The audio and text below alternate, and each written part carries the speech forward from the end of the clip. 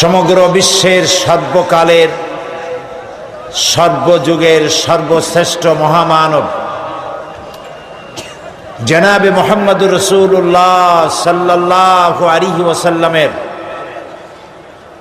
পবিত্র সিরাত জানার উদ্দেশ্যে এই মাহফিলে আমাদেরকে শরীক করলেন। সেই মনিবের দরবারে শুকরগুজার হচ্ছি। আমরা সকলে পড়ছি আলহামদুলিল্লাহ। আপনারা মাহফিলে আসতে পেরে বেজার না খুশি? অল্প না বেশি?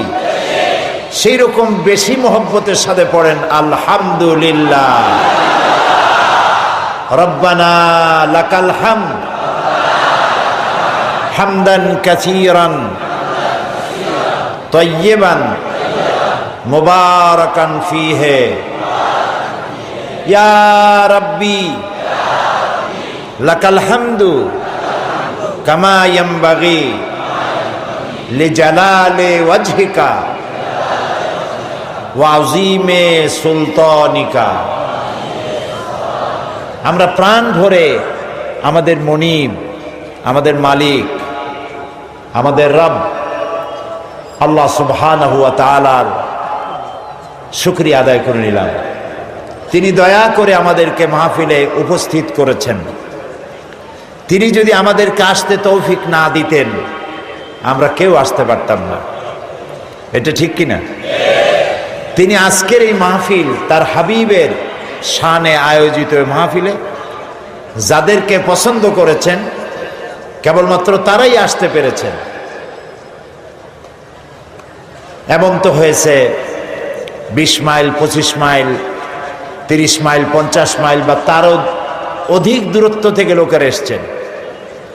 আবার এমনও হয়েছে যে ঘরের কাছে, মাহফিলের কাছে, কিন্তু আসার সৌভাগ্য হয়নি।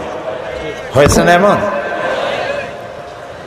আমি আসরের নামাজের পরে খবর পেলাম পিরোজপুর থেকে, পিরোজপুরের জিয়ানগর উপজেলা থেকে একজন চেয়ারম্যান এবং একটি কলেজের প্রিন্সিপাল এবং সে এলাকার একজন দায়িত্বশীল ব্যক্তি, তারা একটা বেবি ট্যাক্সিতে করে পিরোজপুর থেকে এই মাহফিলে আসার জন্য রওনা করেছিলেন। প্রতিমধ্যে অ্যাক্সিডেন্ট করেছেন। জীবিত আছেন 3 জন, কিন্তু আহত হয়েছেন।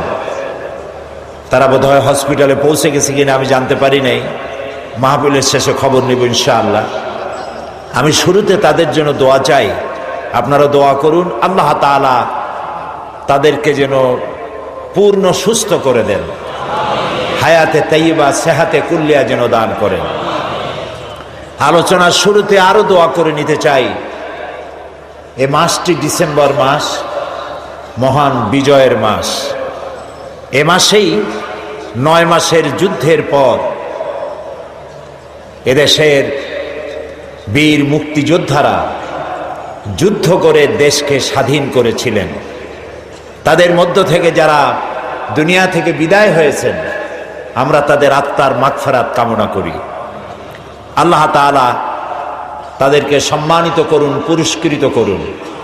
এবং যে সমস্ত মুক্তিযোদ্ধারা পঙ্গু হয়েছেন, বেঁচে আছেন, তাদেরকে আল্লাহ সুস্থতা দান করুন।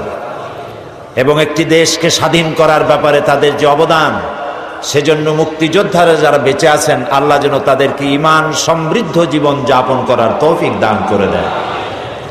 প্রিয় ভাই সব, আমরা এসেছি এমন এক মহান ব্যক্তিকে জানার জন্য, এমন এক মহান সত্তাকে জানার জন্য যাকে না জানলে কিছুই জানা হবে না, এবং যাকে জানলে পরে এই পৃথিবীতে মানুষ হিসেবে জন্মগ্রহণ করেছি এর সার্থকতা লাভ হবে। সেটা মুসলমানদেরও যেমন, সেটা হিন্দু, খ্রিস্টান, বৌদ্ধ যারা তাদের জন্য তেমন, সমস্ত জাতির জন্য আল্লাহ রাব্বুল আলামিন তাকে পাঠিয়েছিলেন। তিনি অন্যান্য নবীদের মতো শুধুমাত্র একটি গোষ্ঠীর জন্য আসেন নাই। তিনি অন্যান্য জাতির মতো, অন্যান্য নবীদের মতো একটা এলাকার জন্য নবী হয়ে আসেন নাই। মুহাম্মদুর রাসূলুল্লাহ সাল্লাল্লাহু আলাইহি ওয়াসাল্লাম এসেছিলেন বিশ্ববাসীর জন্য। সুবহানাল্লাহ। দুনিয়ায় যত নবী আল্লাহ পাঠালেন সমস্ত নবীরা ছিলেন এলাকা ভিত্তিক এবং অঞ্চল ভিত্তিক, ভাষা ভিত্তিক।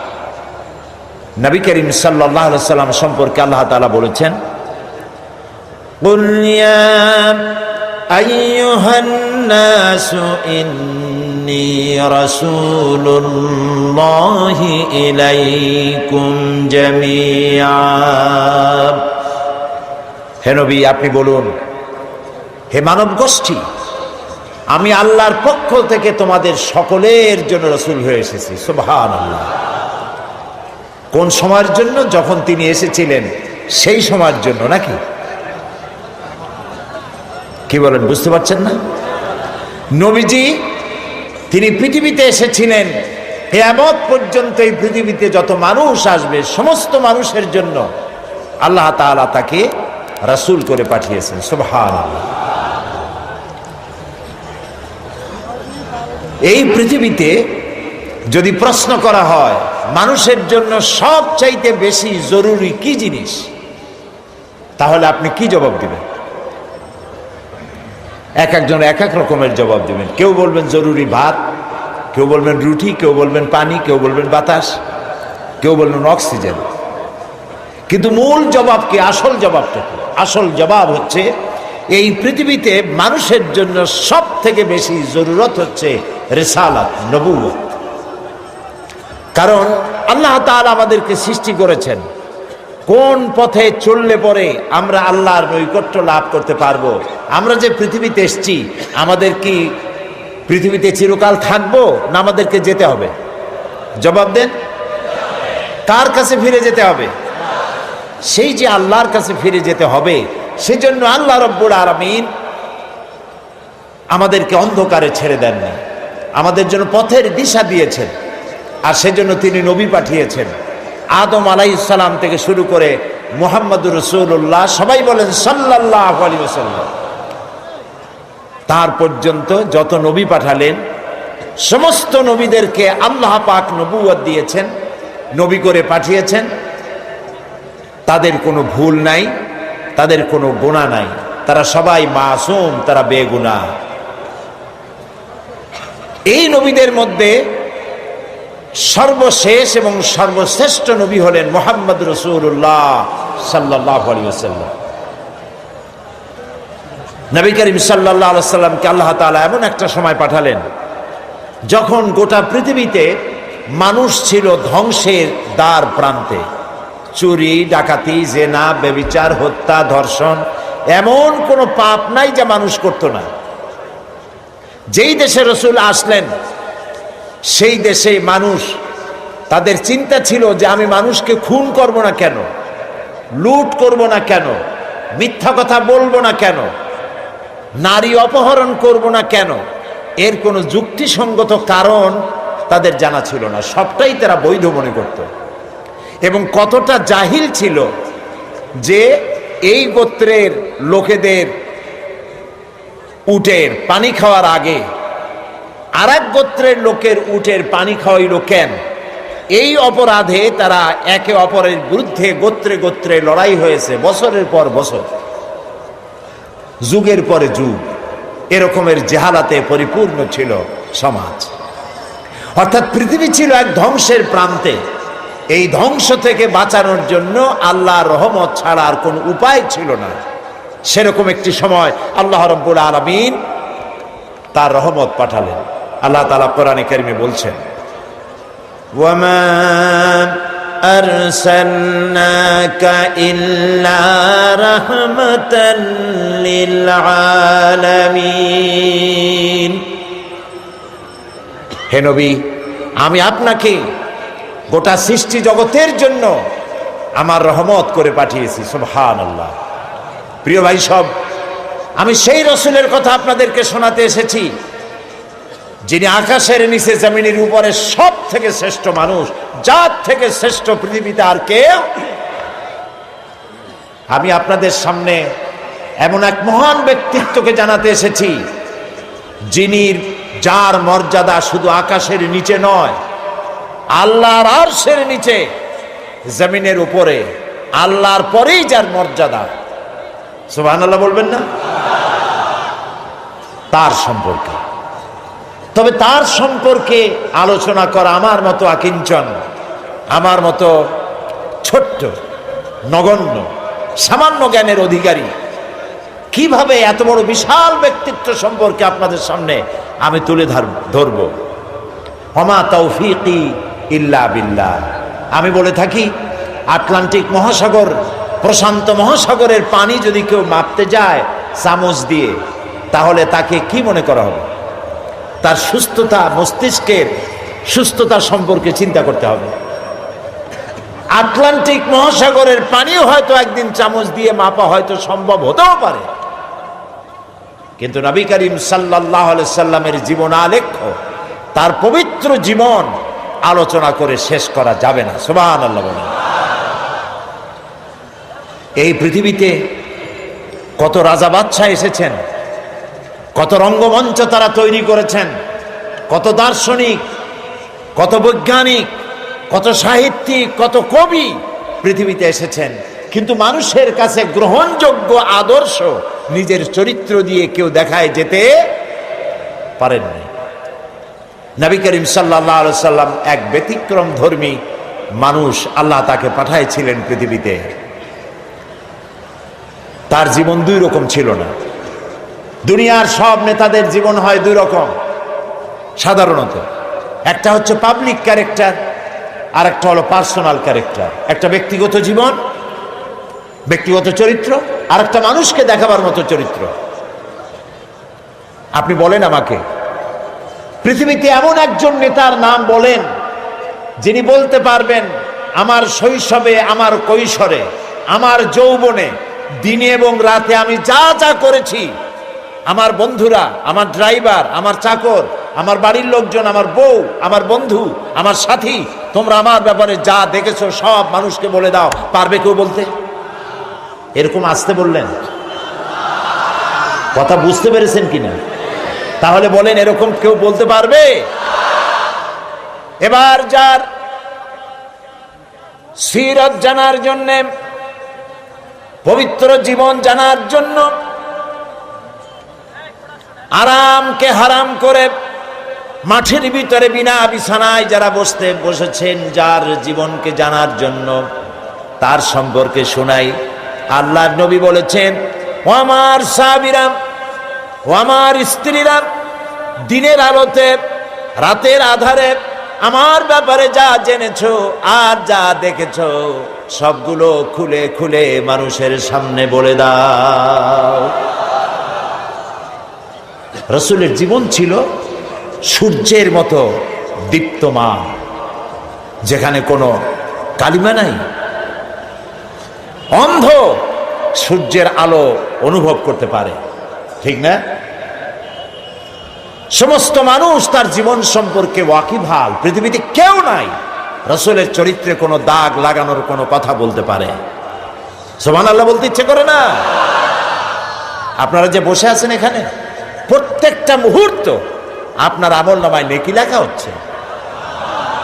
কারণ জিক্রে ইলাহি যেমন ইবাদত, আল্লাহর জিকির করা কি বলেন না কেন? আল্লাহর জিকির যেমন ইবাদত, জিক্রে ইলাহি যেমন ইবাদত, জিক্রে হাবিবও তেমন ইবাদত। আমরা রাসূলকে স্মরণ করছি, তার আলোচনা করছি।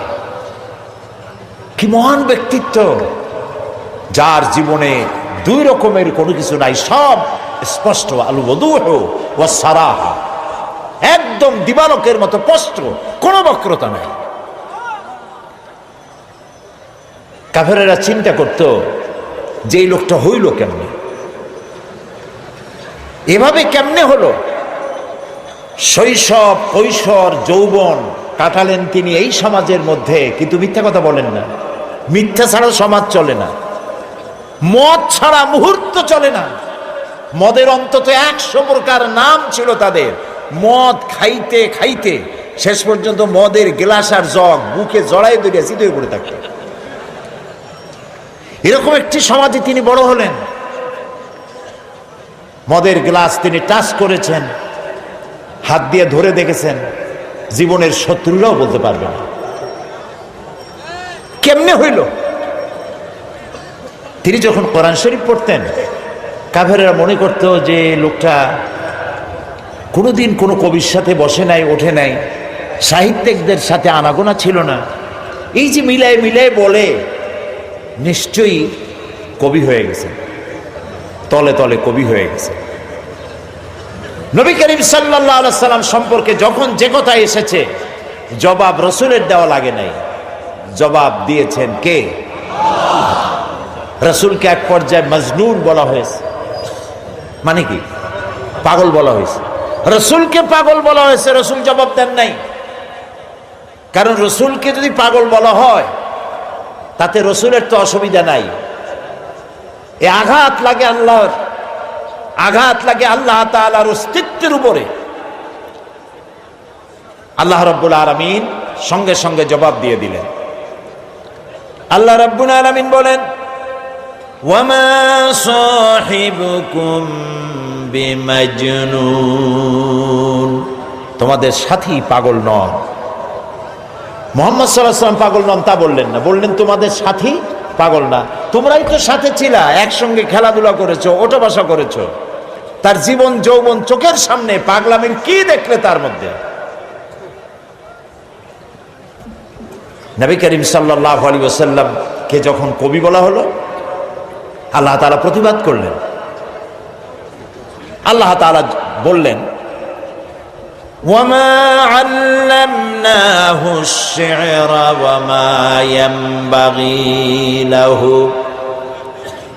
আল্লাহ তাআলা বলেন, আমার নবীকে আমি কবিতা শিখাই নাই, আর কবিত্ব আমার নবীর জন্য শোভনীয় নয়। আমার নবীরে আমি কবিতা শিখাই নাই, আর কবিতা আমার নবীর জন্য শোভনীয় নয়। এটা কি কথা? কবিতা নবীর জন্য শোভনীয় নয়। কারণ হলো, কবিরা অনেক সুন্দর সুন্দর কবিতা লিখতে পারেন, মানুষের মধ্যে উত্তেজনা, টেনশন, রোমান্স পয়দা করতে পারেন, কিন্তু কোনো সিদ্ধান্ত দিতে পারেন না। কবিরা পৃথিবীতে মানুষকে এমন কোন আদর্শ কবিত্বের মাধ্যমে শিক্ষা দিতে পেরেছেন, হোমার থেকে শুরু করে আজ পর্যন্ত এরকম কবি দেখা যায়নি। এবং কবিরা এমন এমন কথা বলেন যা বাস্তবতার সাথে মিল নাই। কবিরা আবেগ উচ্ছ্বসিত হন,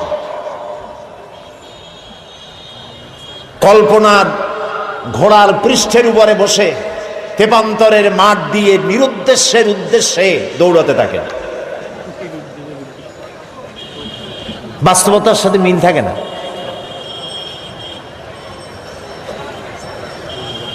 যেমন আমি একটু দেখাই, দৃষ্টান্ত দিলে বুঝতে সুবিধা। কি বলেন? আমাদের জাতীয় কবি কাজী নজরুল ইসলাম, আমি তার জন্য দোয়া করি, সব সময় মনে আসলেই দোয়া করি। আল্লাহ তাআলা তার দোয়াটা কেমনি কবুল করলেন দেখলেন? তিনি বলেছিলেন, মসজিদেরই পাশে আমার কবর দিও ভাই, যেন সকাল সন্ধে মুয়াজ্জিনের আজান শুনতে পাই। দোয়া কবুল হয়েছে? তাও কথা কয় না লোকেরা। ওইখানে বিশ্ববিদ্যালয়ের মসজিদের পাশে তার কবর হয়েছে, সকাল সন্ধ্যা আজান শুনতেছে। ওইখানে আর এক শয়তানের কবরও দিতে চাইছিল। দেখেন, কাজী নজরুল ইসলাম, আমার মন বলে এমন সময় তিনি কলম ধরেছিলেন যখন মুসলমানদের পক্ষে কলম ধরার লোক ছিল না। শুধুমাত্র আল্লাহর নবীর নামে, নবীর শানে যেসব নাত রচনা করেছেন, যেসব গজল কবিতা রচনা করেছেন, আল্লাহ ইচ্ছে করলে এর বদৌলতে তাকে জান্নাত দিয়ে দিবেন। আল্লাহ যেন দয়া করে নজরুলকে জান্নাত দান করেন, আমরা বলি আমিন। নজরুল ইসলামের কথা আনলাম কেন? ওই যে কবিতা, যারা কবি হন আবেগে উচ্ছ্বাসিত হয়ে এমন সব কথা বলেন যার সাথে বাস্তবতার মিল নেই। যেমন তিনি এক জায়গায় লিখেছেন, মোর প্রিয়া হবে এসো রানী, দেব খোবায় তারার ফুল। এখন সত্যিই যদি ওনার যার প্রতি লক্ষ্য করে নিয়ে কবিতা লিখেছেন, যদি সত্যি ওই মহিলাকে তিনি প্রিয়তমা হিসাবে পেতেন, তো আকাশের তারাগুলি খোপায় দিয়ে দিতে পারতেন। তারপরে তিনি লিখেছেন, জ্যোৎস্না রং আর রং ধরুন রং মিলাইয়া আলতা বানাইয়া তোমার পায়ে পরায় দিতাম। এটা কি উনি পারতেন? পারতেন না। কবিরা সাধারণত আবেগপ্রবণ হন, আবেগে কথা বলেন যার বাস্তবতার সাথে মিল নাই। কবি হাফিজ নিশ্চয়ই নাম শুনেছেন, পারস্য কবি। তিনি তার প্রিয়তমা সম্পর্কে লিখেছেন। ফার্সি কবিতাটা আমার এখন মনে আসতেছে না। কবিতার অর্থ হচ্ছে যে আমার প্রিয়তমার লাল গালের উপরে যে কালো তিলটি আছে, একটি লাভ স্পট, এই প্রিয়তমার লাল গালের কালো তিলটি যদি আমি লাভ করতে পারি, আমি পাই, তাহলে সামারকান্দ এবং বুখারা আমি আমার প্রিয়তমার জন্য উৎসর্গ করে দিতে পারি। সামারকান্দ এবং বুখারার বাদশা ছিলেন তৈমুর লং। তৈমুর লং এই কবিতা শুনিয়া পুলিশ পাঠাতেছে, ব্যাটার ধরে নিয়ে বলল, হাফিজ তুমি তোমার প্রিয়তমার লাল গালের কালো তিলের জন্য গলায় দড়ি দিয়ে মরো, কিন্তু আমার রাষ্ট্র বিলিয়ে দেওয়ার অধিকার তোমারে কে দিল? হাফিজ দেখলো যে সর্বনাশ, আমার তো জীবনই শেষ হয়ে যাবে। কবি মানুষ তো সাথে সাথে কবিতা পাল্টায় ফেললো। বলল, জাহাপানা আপনি তো ভুল শুনছেন, আমার কবিতার শেষের লাইনে আপনি কি শুনেছেন? বলল যে তোমার শেষের লাইন তো ছিল সামারকান্দ ও বুখারা, সামারকান্দ এবং বুখারা বিলাই দেবটা ছিল। তিনি বলছেন না, আপনি ভুল শুনেছেন, ওখানে আমার মূল কথা ছিল সেমনকান্দ অখর মারা। তার মানে হলো আমি বলতে চেয়েছি আমার প্রিয়তমার লাল গালের কালো তিলটি যদি লাভ করতে পারি, তাহলে 3 মণ চিনি আর 1 মণ খোরমা বিলাই দেব। আমি কিন্তু আপনাদের হাসির খোরাক দেইনি, চিন্তার খোরাক দিয়েছি। দুনিয়ার সব কবিরা এভাবে আবেগ প্রবণ হন, উচ্ছ্বসিত হন, রোমান্টিক হন। নবী আবেগ প্রবণ হতে পারেন না। নবী যদি আবেগে উচ্ছ্বসিত হয়ে পড়েন, আবেগে আবেগতাড়িত যদি হয়ে যান, তাহলে তো ইনসাফ করতে পারবেন না। নবীজির কাছে হযরত ফাতেমা রাদিয়াল্লাহু তাআলা আনহা এসেছেন, হাতের ঠোসকা পড়েছে, বলছেন, ইয়া রাসূলুল্লাহ, আব্বাজান কুয়া থেকে পানি উঠাতে উঠাতে দড়ি দিয়া আমার ঘাড়ের উপরে দাগ পড়ে গিয়েছে, আটা পিষতে পিষতে 2টো হাতে ঠোসা পড়ে গিয়েছে, আমার খুব কষ্ট হয়, আমাকে একজন খাদেমা আপনি দিবেন। রাসূলুল্লাহ বলছেন, ফাতেমা আমি মদিনার এখনো অমুক অমুক গোত্রের খাবার পৌঁছাইতে পারিনি, অমুক অমুক গোত্রের দাবি দেওয়া এখনো মিটাইতে পারিনি, আমি তো তোমাকে খাদেমা দিতে পারবো না।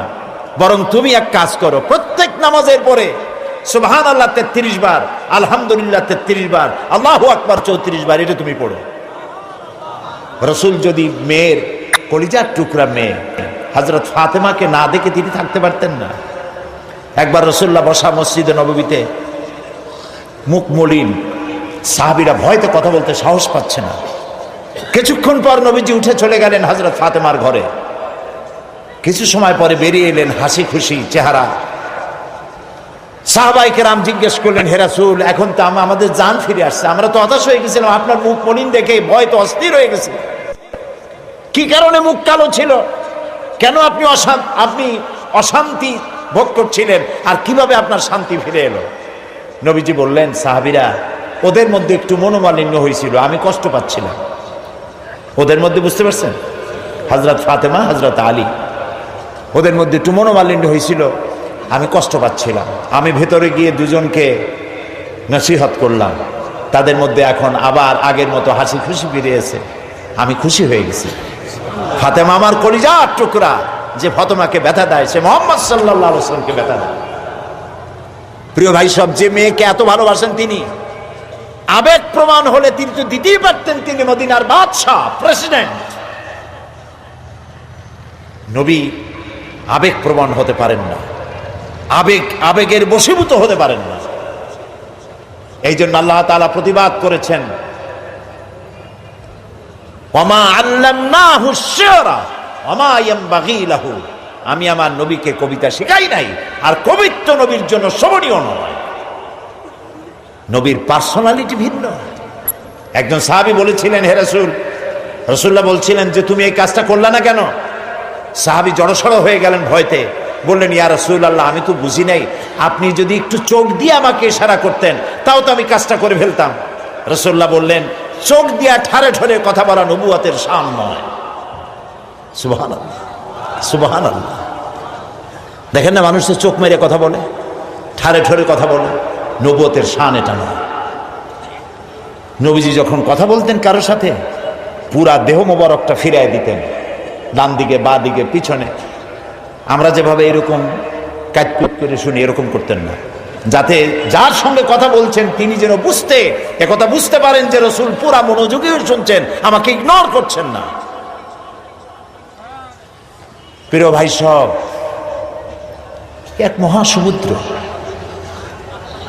রাসূলুল্লাহ নামাজ পড়তেছিলেন, হযরত ওমর রাদিয়াল্লাহু তাআলা আনহু তখনও কাফির, চাইছিলেন রাসূলকে শায়েস্তা করবেন, মারবেন, লাঞ্ছিত করবেন। নামাজরত অবস্থায় দেখে তিনি চিন্তা করলেন, যাক নামাজ পড়তেছে, এখন কিছু করব না, নামাজটা শেষ হোক, তারপরে আচ্ছা করে। হযরত ওমর বলেন, আমি নবীজের পিছনে দাঁড়িয়ে অপেক্ষা করতেছিলাম নামাজ কখন শেষ হবে, আর তিনি নামাজের ভিতরে তেলাওয়াত করতেছিলেন। তেলাওয়াত যখন শুনলাম, আমার কাছে মনে হলো এই কথাগুলি মানুষের বানানো নয়, নিশ্চয়ই কোন জিন রাসূলুল্লাহকে শিখায়া দেয়। আমি যখন এই চিন্তা করেছি, এত সুন্দর মিলায়া কি করে পড়েন, জেনে শিখায় দিয়েছে, এই চিন্তা যখন আমি করেছি, নবীজি তখন আমার এই কথার জবাব যেন তিনি দিলেন। তিনি পড়লেন, ইন্নাহু লাকাউলু রাসূলিন কারীম। না, এটা কোনো জিন বা অন্য কারো কথা নয়, এটি হচ্ছে মহান বার্তাবাহকের বর্ণনা।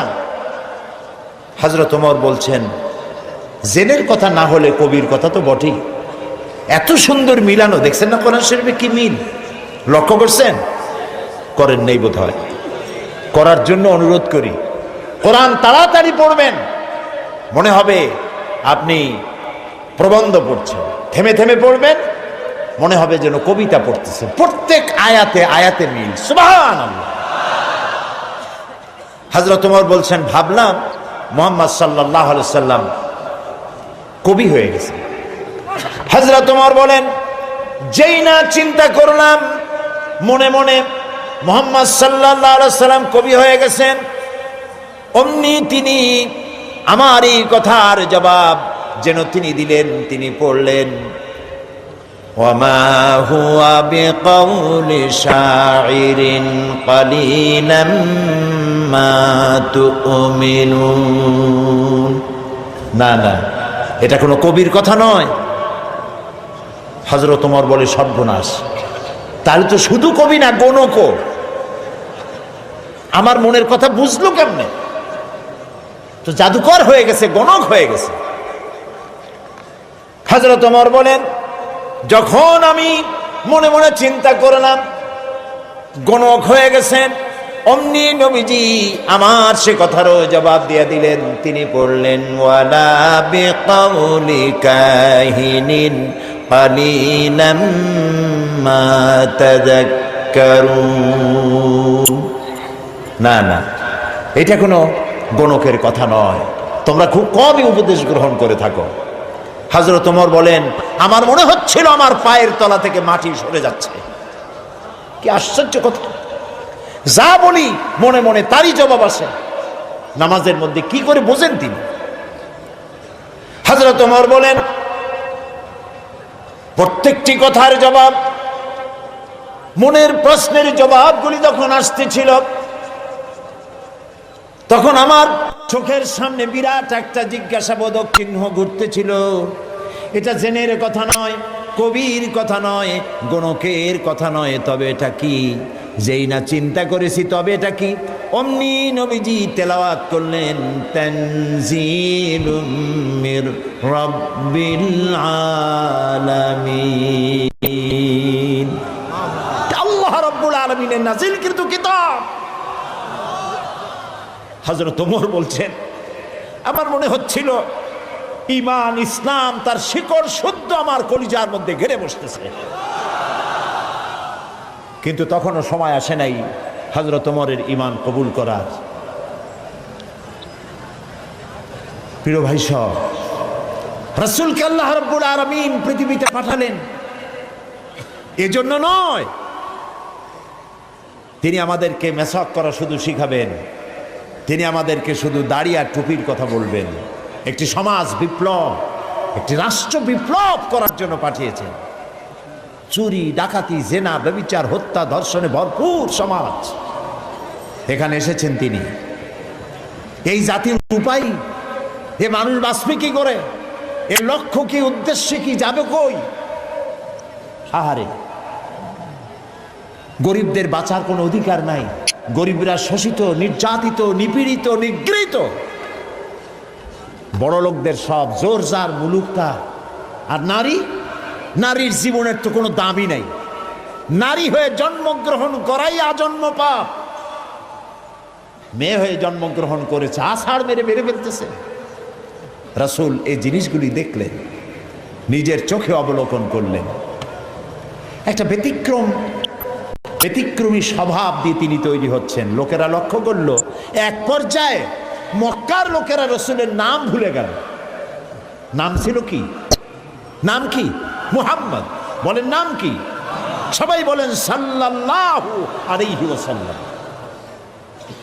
মনে থাকে যেন রাসূলের নাম যখন শুনবেন, যখন পড়বেন, কি বলবেন? ভুলে যাবেন না। লোকেরা নাম ভুলে যেতে বসলো কেন? তিনি পরিচিত হলেন আল আমিন বলে। লোকেরা বলা শুরু করলো, এই ঘটনার জন্য যাও আল আমিনকে বলো, চলো আল আমিনের কাছে যাই, ওই যে আল আমিন আসতেছে। বিশ্বাসী হিসাবে পরিগণিত হলেন সকলের কাছে, বিশ্বাসী। এবং নাম আরো হলো সাদেক, সত্যবাদী। নবীজি যখন মক্কা থেকে হিজরত করে মদিনায় যান, যাওয়ার সময় হযরত আলীকে বলেছিলেন, আলী, আল্লাহ তাআলা অর্ডার করেছেন আমাকে মদিনায় যাওয়ার জন্য হিজরত করে, তুমি আমার বিছানায় শুয়ে থাকো, আর একটা কাগজ কলম নাও, একটা লিস্ট তৈরি করো। হযরত আলী বলেন, আমি লিস্ট আমানতে। সেই আমানত যারা রাখছে অধিকাংশ কাফেরের আমানত রাখছে। কার কাছে? মুহাম্মদ সাল্লাল্লাহু আলাইহি ওয়াসাল্লামের কাছে আমানত রেখেছে। কেন? কাফেরেরাও বুঝতো যেসব নেতার পিছনে ঘুরি, এগুলো শয়তানের চাইতেও খারাপ। মুহাম্মদ সাল্লাল্লাহু আলাইহি ওয়াসাল্লামের সাথে বিরোধিতা করি নেতাদের জ্বালায় পড়িয়া। আসলে তার মতো ভালো মানুষ আকাশের নিচে জমিনের উপরে আর নাই। কাফেরেরাও বুঝতো।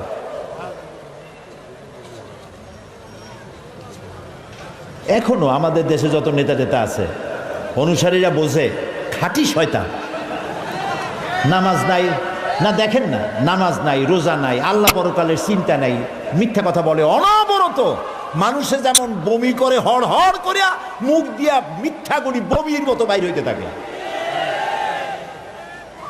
একটা ভালো কথা বলতে জানে না, শুধু অসত্য আর মিথ্যা বলতেই থাকে, আমানতের খেয়ানত করে।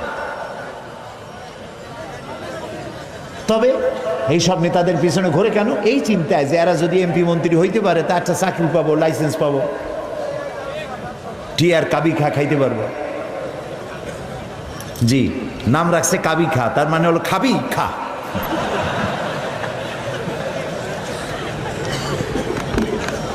নবী করিম সাল্লাল্লাহু আলাইহি ওয়াসাল্লাম, আপনার আমার জীবন, আমাদের মা বাপের জীবন উৎসর্গ হোক রাসূলের কদম মোবারকের উপরে। সারাটা দুনিয়া ঋণী তার কাছে, তার স্বভাব চরিত্রের কাছে।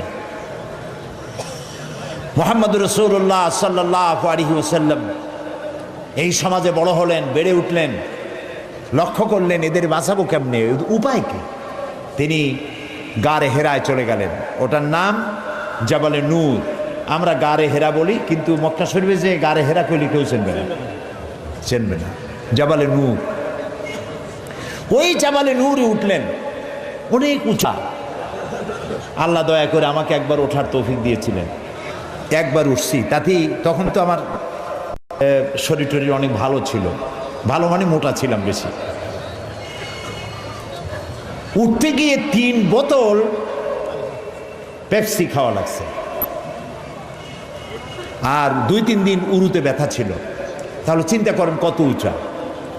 সেই পাহাড়ের অনেক উঁচায় একটা ছোট্ট জায়গা, একটা রাস্তা আছে একটুখানি, এই সোজাভাবে ঢোকা যায় না, কাত হয়ে কইয়া কাইতেছেন আমাদের দেশে বলে, ওই কইয়া কাইত হয়ে ঢোকা যায়। এবং ওখানে একটা জায়গা আছে যেখানে 2 জন একসাথে নামাজ পড়তে পারে, এরকম একটা গুহা। সেখানে নবী করিম সাল্লাল্লাহু আলাইহি ওয়াসাল্লাম চিন্তা গবেষণা করতে লাগলেন। যেদিন বয়স 40 বছর পূর্ণ হয়ে গেল, আল্লাহ রাব্বুল আলামিন তাকে নবুয়তের মর্যাদা দিয়ে দিলেন। এই নবুয়তের মর্যাদা নিয়ে তিনি নেমে আসতেছেন, ভয় পেলেন। জিবরাইলকে তো জীবনে দেখেন নাই, হযরত জিবরাইলকে দেখেছেন। জিবরাইল বলেছেন ইকরা, পড়ো। তিনি বলছেন যে আমি পড়তে জানি না। আবারও বললেন ইকরা, পড়ো, বলছেন জানি না পড়তে। তৃতীয়বার তিনি বুকের সাথে জড়িয়ে ধরলেন, এমন ভাবে জড়িয়ে ধরলেন নবী করিম সাল্লাল্লাহু আলাইহি সাল্লাম ব্যথা পেলেন এবং তিনি পড়তে পারলেন। নেমে এসে স্ত্রী হযরত খাদিজাতুল কুবরা রাদিয়াল্লাহু তাআলা আনহাকে বললেন আমাকে ঢেকে দাও। তাড়াতাড়ি করে চাদর এনে তিনি ঢেকে দিলেন। নবী করিম সাল্লাল্লাহু আলাইহি সাল্লামের চোখের মধ্যে ভীর ছাপ। হযরতে খাদিজা ভীত সন্ত্রস্ত হলেন, জিজ্ঞেস করলেন আবাল কাসেম আপনার কি হয়েছে? তিনি ঘটনা শোনালেন। হযরত খাদিজা কি বলতেছেন শোনেন। হযরত খাদিজা বলছেন ইয়া আবাল কাসেম, হে কাসেমের পিতা, আপনার ঘাবড়াবার কোনো কারণ নাই। কোন দুষ্ট জিন, কোন দুষ্ট শয়তান আপনাকে অনিষ্ট করতে পারে না, কারণ আপনি সত্যবাদী। আপনাকে কোন দুষ্ট জিন, কোন শয়তান আপনাকে অনিষ্ট করতে পারে না, কারণ আপনি আত্মীয়তার হক আদায় করেন। আপনি এতিমকে, মিসকিনকে খেতে দেন, আপনি বিধবাকে আশ্রয় দেন, আপনার ক্ষতি কেউ করতে পারে না। হযরত খাদিজা দৌড় মারলেন এবং নিজের চাচাতো ভাই হযরত ওয়ারাকা বিন নওফল, তিনি ছিলেন তাওরাতের জবরদস্ত আলেম, নবীজির মুখে খবর শুনলেন। সবটা শুনে নবীজির মস্তক মোবারকের উপরে চুমো খেয়ে বললেন কুদ্দুসুন কুদ্দুসুন, অতি পবিত্র, মহাপবিত্র ইয়া মুহাম্মদ সাল্লাল্লাহু আলাইহি ওয়াসাল্লাম। আপনার কাছে যিনি এসেছিলেন তিনি কোনো জিন নয়, তিনি মহাপবিত্র আত্মা, তিনি ফেরেশতা। যে ফেরেশতা এসেছেন ইব্রাহিম, মূসা, ঈসা, ইয়াকুব, আইয়ুব, সমস্ত নবীদের কাছে যে ফেরেশতা এসে, সেই জিবরাইল এসেছিলেন আপনার কাছে। তাওরাতে আমি যা পড়েছি তার সাথে মিল হয়ে যাচ্ছে, আপনি আখিরি জামানার পয়গম্বর। তবে আমার জন্য আফসোস, আমি বৃদ্ধ, এই জাতি আপনাকে খুব কষ্ট দেবে, নির্যাতন করবে। সেদিন পর্যন্ত যদি আল্লাহ আমারে বাঁচায় রাখেন, আমি আপনাকে সাহায্য করব, আপনার সাথে থাকব। প্রিয় ভাই সব, একটা নারী, একজন স্ত্রী পুরুষের জন্য, স্বামীর জন্য সব থেকে উত্তম সাক্ষী দিতে পারে, এর থেকে ভালো সাক্ষী আর কেউ দিতে পারে না। আল্লাহর নবী যখন তার স্ত্রী হযরত খাদিজা রাদিয়াল্লাহু তাআলা আনহাকে যখন দাওয়াত দিয়েছেন, আল্লাহ রাব্বুল আলামিন যখন দাওয়াতের জন্য বলে দিলেন নিকটবর্তী আত্মীয়দেরকে দাওয়াত দাও, সর্বপ্রথম নবীজি গিয়ে হযরত খাদিজাকে দাওয়াত দিলেন, বললেন আল্লাহ ছাড়া কোনো ইলাহ নাই, মাবুদ নাই, তার উপর ঈমান আনো, আর আমি মুহাম্মদ রাসূলুল্লাহ সাল্লাল্লাহু আলাইহি সাল্লাম আখিরি জামানার পয়গম্বর, আমার উপর ঈমান আনো। স্ত্রীর জন্য স্বাভাবিক ছিল। স্ত্রী তো কমসে কম স্বামীরে চেনে, কি বলেন আপনারা, চেনে না? সব মানুষকে আপনি ধোঁকা দিতে পারবেন, সব মানুষকে আপনি চোখে ধুলা দিতে পারবেন, কিন্তু স্ত্রীকে ভাঙিয়ে দিতে পারবেন না। ঠিক কিনা বলবেন? স্ত্রী আপনার জন্য ভালোবাসা দিতে পারে, জীবন দিতে পারে, সব দিতে পারে, কিন্তু ঈমান আনা অত্যন্ত কঠিন। নবীজি যখন হযরত খাদিজাকে ঈমানের দাওয়াত দিলেন, হযরতে খাদিজা রাদিয়াল্লাহু তাআলা আনহা এক মুহূর্ত দেরি করেন নাই, সঙ্গে সঙ্গে পড়েছেন লা ইলাহা ইল্লাল্লাহু মুহাম্মাদুর রাসূলুল্লাহ। জোরে পড়েন লা ইলাহা ইল্লাল্লাহ, লা ইলাহা ইল্লাল্লাহ, লা ইলাহা ইল্লাল্লাহু মুহাম্মাদুর রাসূলুল্লাহ। হযরত খাদিজা বলছেন, ইয়া আবুল কাসেম, আপনি অবশ্যই আল্লাহর নবী। আমার কোনো বিন্দু মাত্র সন্দেহ নাই, কারণ বিগত 15 বছর আপনার সাথে ঘর সংসার করে আপনাকে যেভাবে দেখেছি, কোন সাধারণ মানুষের আচরণ এরকম হতে পারে না। আপনি অবশ্যই আল্লাহর নবী। নবী করিম সাল্লাল্লাহু আলাইহি ওয়াসাল্লাম এই দাওয়াত নিয়ে ছড়িয়ে পড়লেন ময়দানে। তিনি বলেছেন লা ইলাহা ইল্লাল্লাহ। এই কালেমার দাওয়াত কি শুধু মুহাম্মদ সাল্লাল্লাহু আলাইহি ওয়াসাল্লামের ছিল না, সব নবীদের ছিল। দুনিয়ার সব নবীদের একটাই স্লোগান ছিল, কারো মধ্যে কোনো মতপার্থক্য, মতদ্বৈততা হয় নাই, সকলের স্লোগান একটা, লা ইলাহা ইল্লাল্লাহ। এই কালেমার বিপ্লবী দাওয়াত পেশ করেছেন সমস্ত নবীরা। আমরা এই কালেমাটা বুঝি না, না বোঝার কারণেই দুরবস্থা হয়েছে। আমরা শুধু এটারে জিকিরের বুলি বানাইছি। দেখছেন কি কায়দায় জিকির করে, লা ইলাহা ইল্লাল্লাহ ইল্লাল্লাহ, এমন জোরে ইল্লাল্লাহ বলে তাতে কলব থাকলেও পারে, গেলেও পারে। কি বুঝে ইল্লাল্লাহ বলতেছেন? আবার লা ইলাহা ছেড়ে দিয়া খালি ইল্লাল্লাহ করে, এরকমও শুনেছি। শুনছেন আপনারা? লা ইলাহা বাদ দিয়া কতক্ষণ ইল্লাল্লাহ ইল্লাল্লাহ ইল্লাল্লাহ। আশ্চর্য কথা, এটা কি কি বলতেছেন আপনি? ইল্লাল্লাহ মানে তো আল্লাহ ছাড়া। আল্লাহ ছাড়া কি?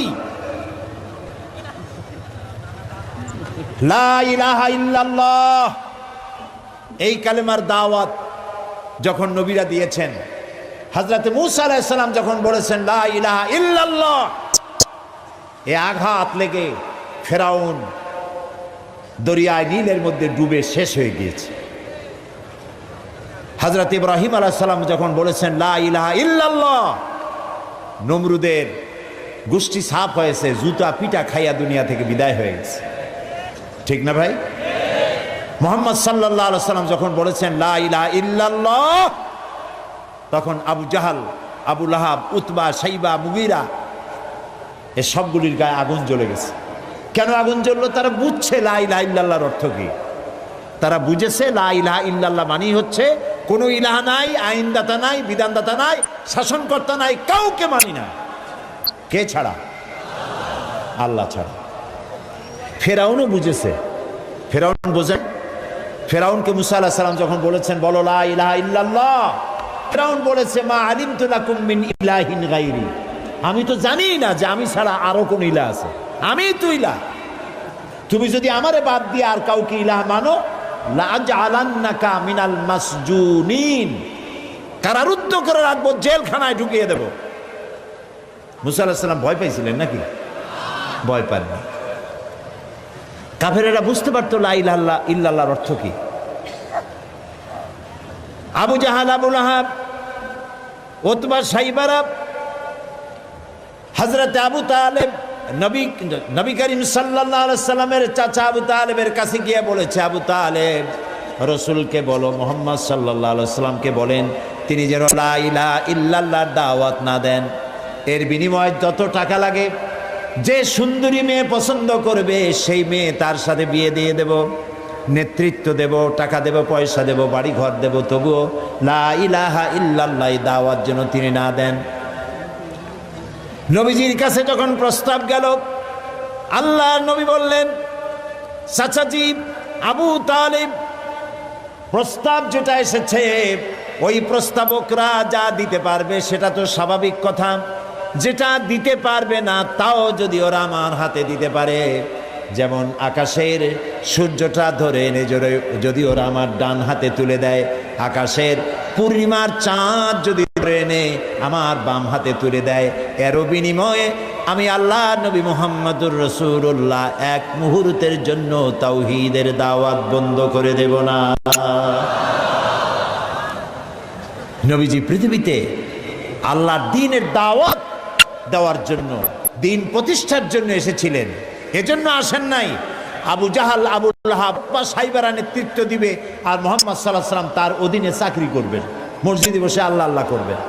মূসা আলাইহিস সালামকে জন্য পাঠানো হয়নি যে তিনি ফেরাউন রাজত্ব করবে আর তিনি তার অধীনে থেকে আল্লাহ বিল্লাহ করবেন। এজন্য পাঠানো হয়েছে। মূল উদ্দেশ্য কি? আল্লাহ রাব্বুল আলামিন বলেন, হুয়াল্লাযী আরসালা রাসূলাহু বিল হুদা ওয়া দীনিল হক লিইয়ুযহিরাহু আলাদ-দীনি কুল্লিহি ওয়া কাফা বিল্লাহি শাহীদা। আল্লাহ তাআলা তিনি রাসূলকে প্রেরণ করেছেন দ্বীনে হক আর সত্যের বিধান সহকারে, যাতে করে পৃথিবীর সব মতবাদের উপরে ইসলামকে তিনি বিজয়ী করে দিতে পারেন।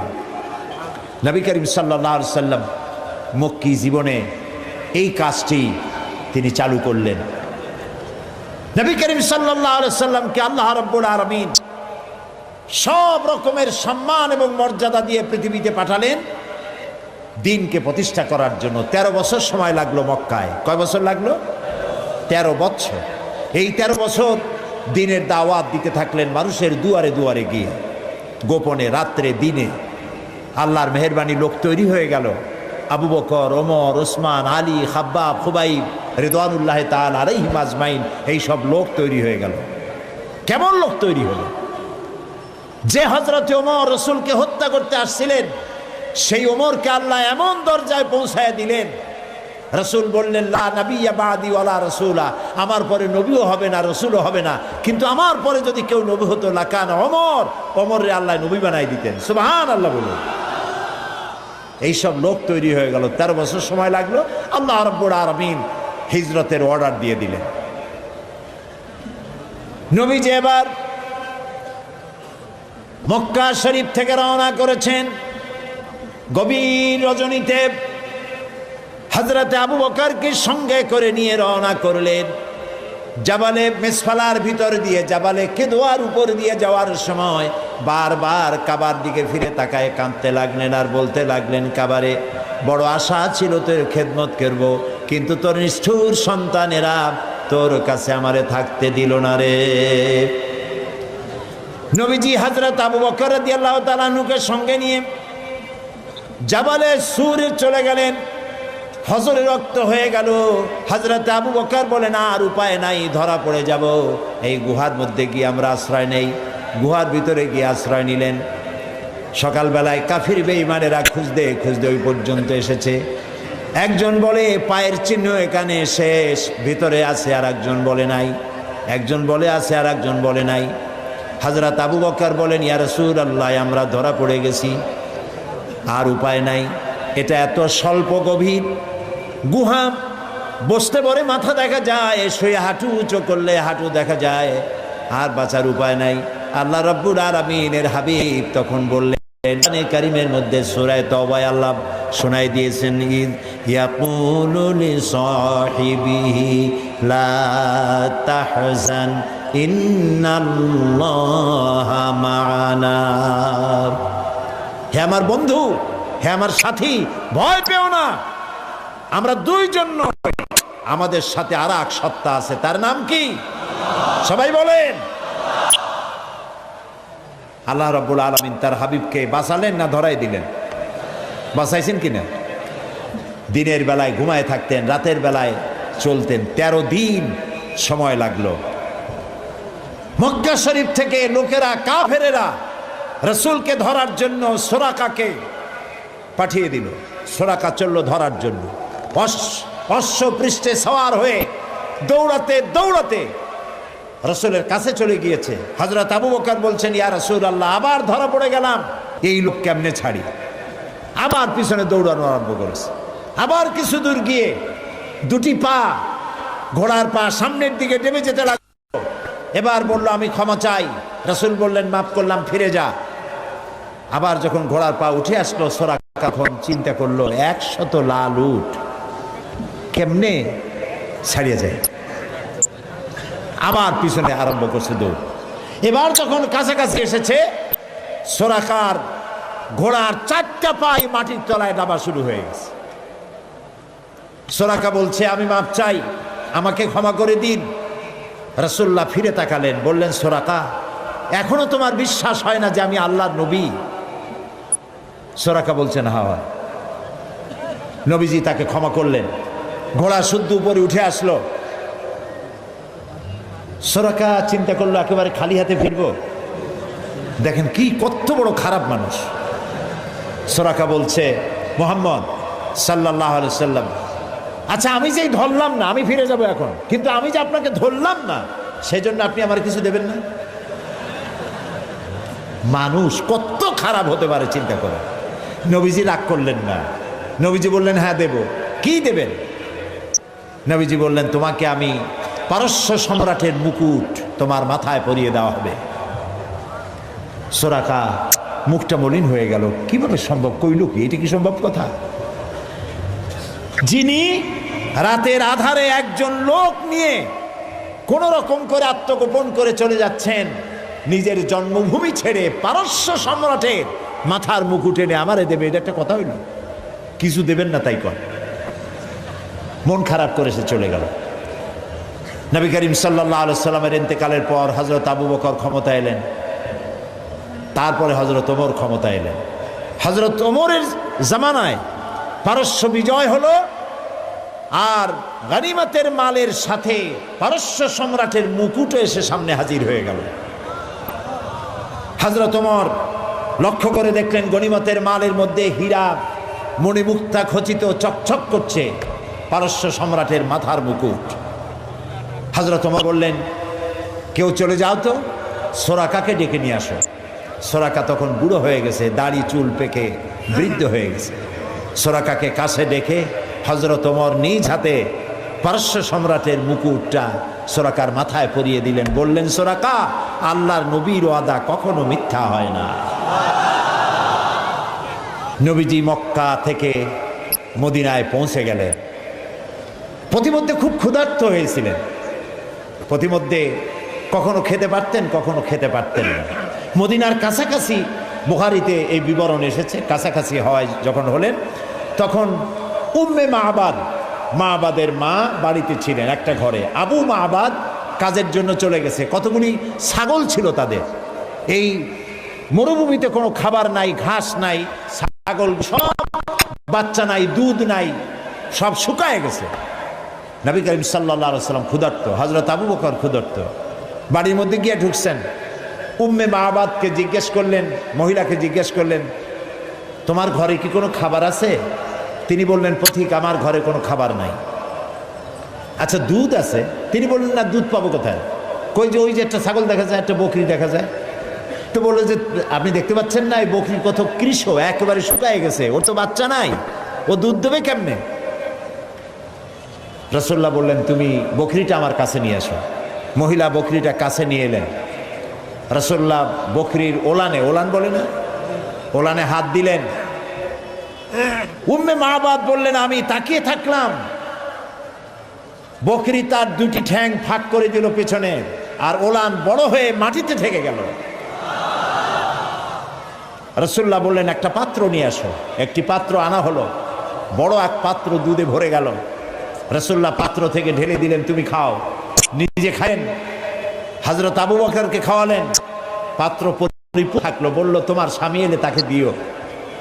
রাসূলুল্লাহ চলে গেলেন।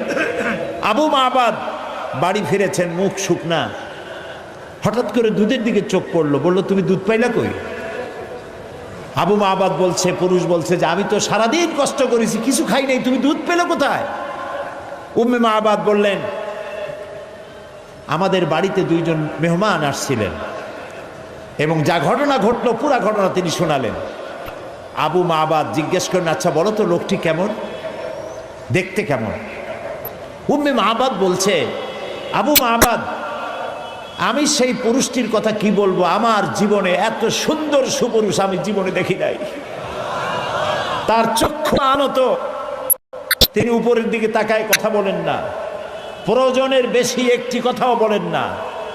তার চলা, তার বসা, তার কথা, মুখের বাণী মণিমুক্তার মতো আমি সারা জীবনে এমন মানুষ দেখি নাই। আবু মাবাদ বৃদ্ধ মানুষ সব শুনে বলল, খুব সম্ভব তওরাতে যে শেষ নবীর কথা শুনেছি নিঃসন্দেহে তিনিই হবেন, আমার ভাগ্য খুলে গিয়েছে। প্রিয় ভাই সব, রাসূলকে আল্লাহ রাব্বুল আলামিন এমন সৌন্দর্য দিয়েছিলেন, পৃথিবীতে এত সুন্দর সুপুরুষ পৃথিবীতে আর আসে নাই। এই দুনিয়ার কোন শিল্পী তার তুলি দিয়ে রং দিয়ে এত সুন্দর ছবি আঁকাইতে পারবে না পৃথিবীর কোনো মানুষ। কারণ এই ছবি এঁকেছিলেন যিনি, তিনি শিল্পীর শিল্পী। তিনি কে? আল্লাহ তাআলা।